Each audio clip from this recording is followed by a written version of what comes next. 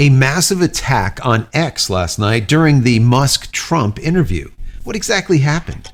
Let's talk about it.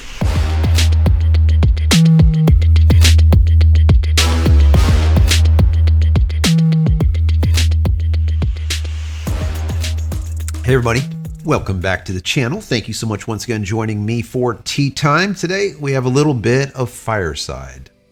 That smokiness, so good guys, so good. I hope you're joining me with your cup of tea, maybe a cup of coffee, hanging out, talking tech, talking photo, talking video. Today is a technology day. We'll be talking about an attack that just happened last night on X, former Twitter. I hate saying that, on X.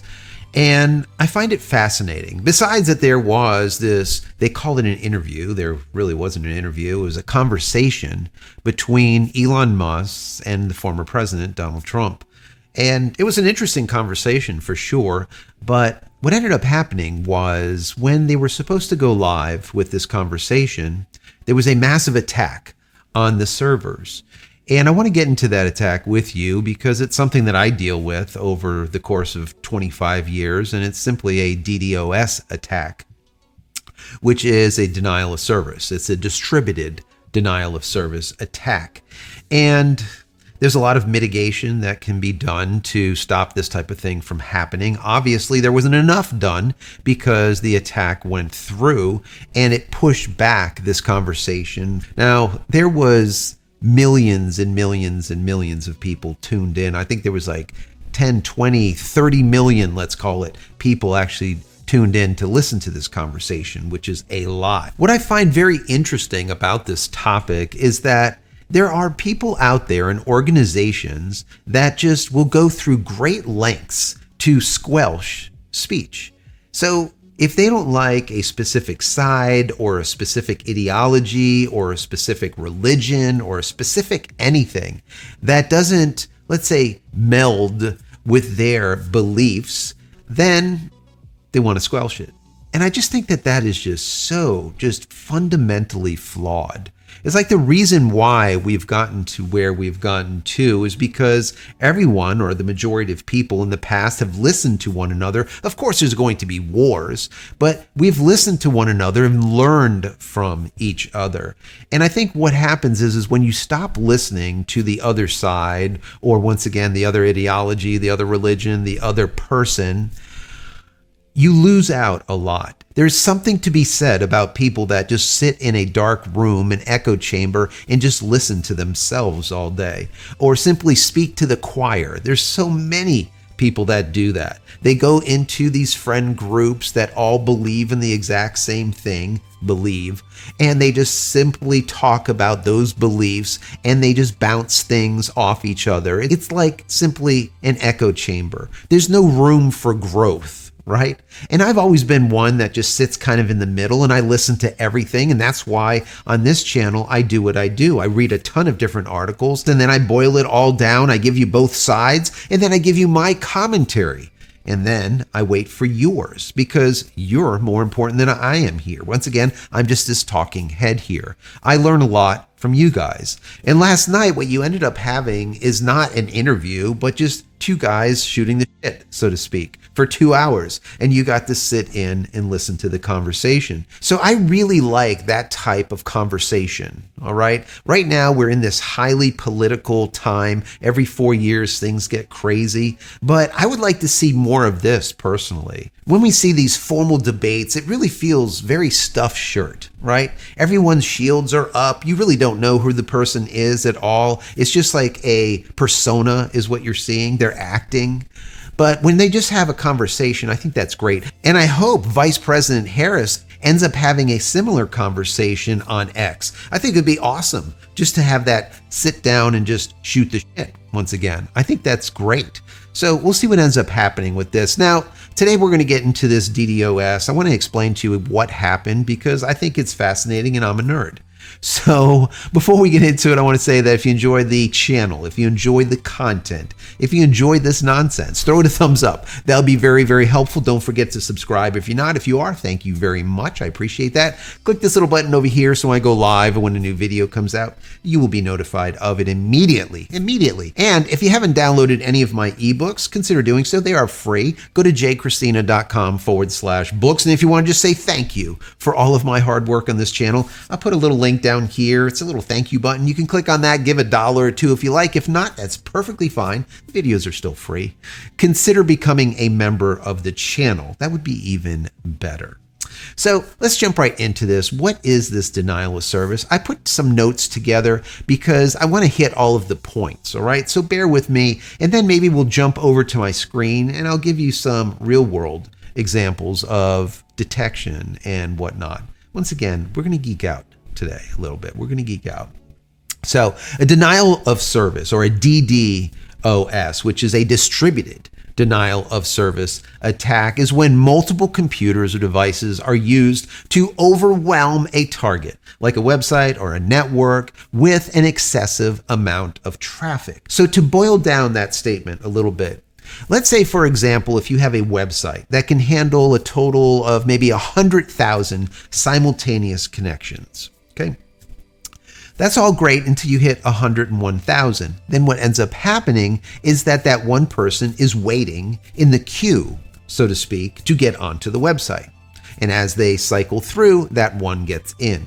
Well, now what happens if the website can handle 100,000 people simultaneously and 1 million people, or 1 million things, or 1 million scripts, or 1 million bots called zombies, we'll get into that in just a second, attack by asking for or requesting data from that server or from that website simultaneously? So what ends up happening is you have a few real people that are able to get on, and the rest of these spaces or these simultaneous connections are being used by these bots. All right, so no one can get in. So it slows everything down to a crawl or completely denies it. That's basically what a denial of service is. It's a means of flooding a network, flooding a switch, flooding a server, flooding a website with requests, packet requests. And then the real packet requests from the real people can't get in. That's basically how it works. So this flood of traffic is meant to exhaust the target resources, making it slow or completely unavailable to legitimate users, just like I said. It's like a traffic jam on a highway where too many cars prevent anyone from getting through. Attackers often use a network of infected computers called a botnet, I'll get into that in just a second, to carry out these attacks. Now, what exactly is this botnet? A botnet is a network of computers or devices that have been infected with malware and are controlled remotely by an attacker, usually without the owner's knowledge. Very important. These infected devices are often called zombies. These zombies can be used to carry out tasks like DDoS attacks, sending out spam, or even stealing data. Now, there is one infamous example of this, and a lot of us in security, anyone that is a system administrator, they know about it. It happened in 2016, and there was a massive botnet. It was called Mirai. It's Japanese for future. Now, what it did was target IoT devices. IoT stands for Internet of Things. So that's like security cameras, routers, this type of thing that normally have extremely weak security. And once compromised, these devices were able to form this large-scale DDoS attack. And obviously, the security camera doesn't know that it's actually doing something. The router that you have in the back of your studio, like I do, doesn't know that it's actually doing something. You don't know what's going on. And that's what ends up happening. This infection happens, this malware gets placed onto these IoT devices, for example, in 2016, and then it was used to attack these major websites. But what's interesting is a few of these major websites I wrote down was Reddit, Netflix, and guess who else? Twitter. Twitter was crushed by this DDOS back in 2016, which I find very fascinating because if you think about it, all right, this is a major corporation, Twitter. They get hit in 2016 with a DDoS attack. You would think that their security officers would then implement the right protocol so that this wouldn't happen again. So then later on now, 8 years later, when Elon Musk now owns the company, I'm sure some of the code is the same, it would have this mitigation built into it, the DDoS mitigation, and it didn't. Obviously, because it went down yesterday, or let's say it was stuffed with requests as of last night, and that's why people weren't able to listen to the conversation. So these botnets of zombie devices, zombie computers, zombie IoT devices, once again, routers, cameras, whatever, these botnets could become massive, millions and millions and millions of them. So they're very powerful tools for like cyber criminals. Anyone that wants to perform some type of malicious act upon another, it's easy to do because it's not traceable. Remember, when the attacker is attacking the server, it could be attacking from a million different locations. 10 million different locations, all right? So it makes it very hard to mitigate. Now, there are a couple of things that you can do, and I wrote them down because, once again, I think it's fascinating. I'm a geek, and I used to do a lot of this stuff in my former business and what I used to do. Now, number one, the first thing you can do, very powerful, and that is traffic filtering. Now, what is traffic filtering? Administrators can use firewalls or intrusion prevention systems, or as they're called, IPSs, to filter out malicious traffic before it reaches the target. They can block IP addresses or entire regions if necessary. That is a really good methodology. Now remember, if you're blocking a single IP address, it gets to be problematic because as of today, sometimes with a lot of these ISPs out there, these internet service providers, they went cheap, and instead of going with IPv6, they're using IPv4, and there's no more IP addresses with IPv4. The problem with that is not everyone has their own fingerprint, not everyone has their own IP address, because these ISPs use what's called carrier grade network address translation, or CGNAT. The problem with that is, as a matter of fact, SpaceX Starlink uses it too. The problem is that you can have one person, all right, with an IP address, but you can have 100 people with the exact same IP address because the translation happens on the IP side. All right, so it's a major problem because if you take out one IP address, instead of just taking out the one person, you could be taking out 1,000 people or 10,000 people or even more. Because once again, these IP addresses are not unique to each individual. With IPv6, it could be. But once again, these ISPs are too damn cheap. Anyways, that was a rant. Sorry about that. The other thing you could do is rate limiting. Now, rate limiting is very powerful. It says, by limiting the number of requests a server can accept from a single IP address, which, once again, that is a problem, but anyways, from a single IP address within a certain time frame, administrators can reduce the impact of an attack. Now, once again, you're limiting to an IP address. That's not really what you want to do. I'll get into that in just a second. Also, you have load balancing. I do load balancing all the time. Matter of fact, my PEP link, my balance 20, my balance 30, all the rest of the stuff, we all use load balancing. When I work on Cisco routers, fiber channel routers in the NOC or the Network Operations Center, we do load balancing all the time. It's a way to distribute connections across a network. It says distributing traffic across multiple servers can help manage large volumes of incoming data and prevent any single server from being overwhelmed. In the same vein, besides load balancing between local servers and switches, a company can load balance across the planet using a CDN. CDN stands for Content Delivery Network. So You can use a CDN or you can use load balancing locally, however you want to do it, but load balancing is very important. So if there's a ton of traffic coming into one server, you can balance it. You can push it across multiple servers so they're not all inundated, or one isn't just completely packed at 100% utilization. You never want to see a server that's over 80%, 90% utilization. You want to now balance it across all of the servers. So CDNs work out really well because the CDN is not in your network operations center. The CDN, that content delivery network, can be across the entire planet. It works out very, very well.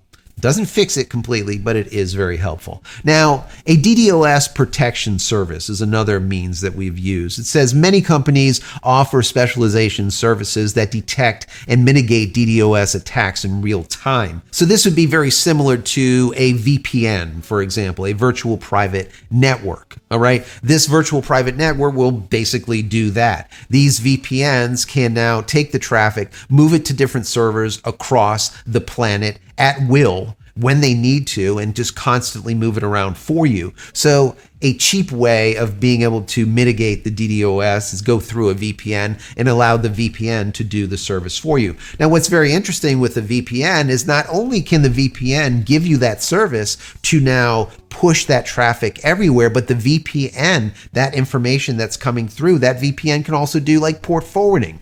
It can also do IP management, static IP resolving. There's a lot of stuff that a VPN can do for you if you need to. So that is a means for a smaller company to be able to use a VPN. It works out great in comparison to using a real DDoS protection agency that's going to cost a lot of money. Now, there's two more ways of mitigating a DDoS attack that I put on this list. Number one is botnet detection, and the last one is IP blacklisting. Now, botnet detection. I put down administrators can use tools to detect botnet activity within their network. These tools can identify unusual traffic patterns or connections to known command and control servers that botnets use to manage infected devices. Now, this is very important because I'm going to show you a couple of these tools in just a second, but they use these tools and a means to check to see if they are getting, let's say, traffic to one of their servers or all of their servers from a certain location that they know where the botnets are usually controlled from. There's a lot of botnets that are controlled in India. So we know that if there is a ton of traffic coming from India and we normally don't have Indian traffic coming in, most likely that's probably where some of it is originating. Anyways, the other thing is blacklisting, and blacklisting is very important because you are now blacklisting known malicious IP addresses. So you can either block a single IP address or a multitude of IP addresses or an entire class C, or even a region. So blacklisting is very, very important, especially when you know where a lot of the, let's say, malicious people are coming from. Now, let me just show you my screen real quick, and I want to show you what exactly goes on behind the scenes. Like, for example, if you're on a server, on a Linux server, for example, a Unix server, and the system administrators are there and they're like, okay, what the hell do we do? So let me bring up a terminal real quick, and I'm going to show you this because I think it's important. I think, once again, I think it's cool. Maybe you'll think it's cool too. Maybe you won't. I don't know. Maybe you can stop watching now if you don't want to see it anymore. Anyways, let me make this a little bit bigger so you can see what I'm doing. Let me make the type. Can you see that? Yeah, that's not too bad. Now, one of the utilities that we use as a system administrator is iftop. So if we come in here on the terminal and we type in sudo, because we need to become a super user for this command, and then type in iftop-n and hit enter. Now we type in our credentials, and now what it's going to do is it's going to show us traffic. What is going on right now? The way it displays is that it shows a real-time display of our interfaces. Okay, so this could be IP addresses, whatever's going on. Now we can see that there is an IP address here, which is 5181.26.229. That's coming to me which is my local or my local host, which is this 192.168.1.24. Now look at these other IP addresses that are popping through. Now when we look, we can see how many bytes, how many kilobytes, how much data is being transacted, how much is being sent and received from these different locations. Now, if we were currently being hit by a DDoS attack, we would see a ton of data from most likely a ton of different IP addresses coming through. It wouldn't be bits of data. It wouldn't be kilobits. It wouldn't be megabits. It would be gigabits of data from a ton of different locations. All right. That's how we would see where this stuff was coming from. That's one of the tools. Let's go ahead and get out of that one. All right, let's type clear. We'll get rid of that. Now there's another one called TCP dump. Now let's type in once again sudo TCP dump -I, perfect, ENP7 S0. Now, this could be removed. This is my Ethernet port. If yours is out there as Ether 0, that's possibility, Ether 1, whatever. You're going to be typing that in right there. Then you're going to do -NN. Then you're going to do TCP and port 80 like that. And we're going to hit enter. Now, what is this going to do? This is going to give us traffic, TCP traffic, and it's going to give us all traffic that's coming over port 80. Port 80 is your web port, HTTP. Now, TCP traffic is basically all of your file transfers, web browsing, any type of emails, any of that type of stuff. We would see that going through. Right now, there's nothing happening because I'm not really doing anything, right? But this is a command that we would use to watch that specific Ethernet connection. You might have a server like we would on a rack that might have 18 connections, that might have 50 connections, and each one would have a different number. So you'd have like Ether 1, Ether 0, Ether 2, 3, 4, 5, 6, whatever. And then you can watch each one to see what exactly is coming and going in each one of those ports, in each one of those Ethernet connections. So we would use that. Now, let me go ahead and clear that. I want to show you one more. Now, let me copy paste this in so it's easier, because if not, it's going to take me forever to type in. So this is what the command looks like. Now, it's a netstat command. Netstat is another utility that can be used for monitoring IP addresses. How many connections are happening? Where are they coming from? As we can see here, there's 10 connections to the 127. That is my local host that's connected to me. And we can see these other IP addresses that are going on here. This 104, 155, 192. That is a local, once again, IP address. So we don't need to worry about that. Most likely. The .24, that's actually me. That's my computer that I'm on. This right here is actually a port. 2606 is a port that it is monitoring. We can see there's 2 connections on there. What would happen during a DDoS is you would see, for example, that 100.244.42.193. A number next to it might be 1,000. 1,000 connections. It could be 10,000. It could be 100,000. So it monitors how many connections are on each port, or how many connections are coming in from each one of these IP addresses. This command that I put in there basically does a sort going through the net stats. If you don't do that, if you just type in net stats, for example, and take a look at it, you're going to get a screen that kind of fills up that looks something like this, and you're not going to know what is going on. But by using the command that I just showed you here, you can write it down if you want. It will actually sort through all of that data, parse through it, and then give you the pertinent information like we're showing here. So this is very important, and this is the stuff that we use as a system administrator. There's just a couple of tools that we use to be able to see what's going on with our networks. Where is the traffic coming from? Where is it going to? Once we know this information, then we can put together some sorts of mitigation so that we can stop the DDoS attack. Now, it didn't take Elon Musk X over there very long to figure it out and fix it. It was probably a total of about 30 or 40 minutes in totality when they really got this thing honed down, where people were able to now log in and listen to this conversation.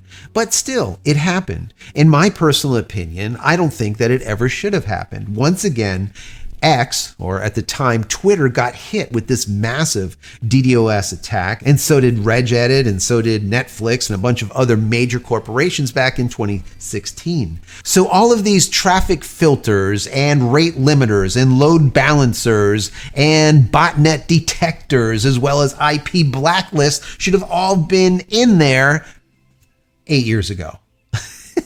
And definitely today. It should have already been looked at once it was bought from Twitter and changed into X, and that code was looked at and really pulled apart, which we know they did. That's how they found out what was going on behind the scenes with Twitter. Anyways, we don't want to get into that. That's in a different conversation, but they really looked at the code. So all of that stuff should have been in there. It should never have happened, in my personal opinion, but it did. I think moving forward, X is going to be a more secure platform. That's just what happens. When it happens, you have to fix it, right? So I think that what they need to do is make sure they have the preventative stuff in there so that they don't have to react to an attack. They can prevent it from happening altogether. Once again, with the traffic filtering and the rate limiting and of course your load balancing and all the rest of this stuff, get all that into place so you don't end up with this type of situation going forward. Maybe if Vice President Harris comes onto X and has a conversation with Elon Musk, there won't be a cyber attack at all. Or maybe there will be, but it would be mitigated before it ends up happening, and you will never know about it. Who knows? But I would love to see it happen. Anyways, I know this was a longer than normal video, but I just wanted to geek out with you guys. I know all of the non-geeks out there, they're already long gone. But if you're still here, chances are you are a geek. Subscribe. If you're not subscribed, that would be awesome. Throw the video a thumbs up. That would be even better. Put a comment down below. Let me know what you think about all of this. That's very important. And if you don't want to write something down there, put a little emoji, all right? Put a thumbs up. Put a poop emoji. That'd be awesome. Put a pink poop emoji. Pink poop emoji. Yeah, do that. Do something, just so I know that you watched this video to the end. Anyways, head over to my website, JCristina.com, where you can find all the photography tools I've invented for you and me over the many years, and hopefully there's something there that you might like. Check out my shirts, my merch, my book, my tees, all the rest of the stuff. Pick something up. Help support me and my family. Many blessings to you and your family. Stay safe, stay healthy, stay connected, stay secure. And we'll see you in the next one. Love you all.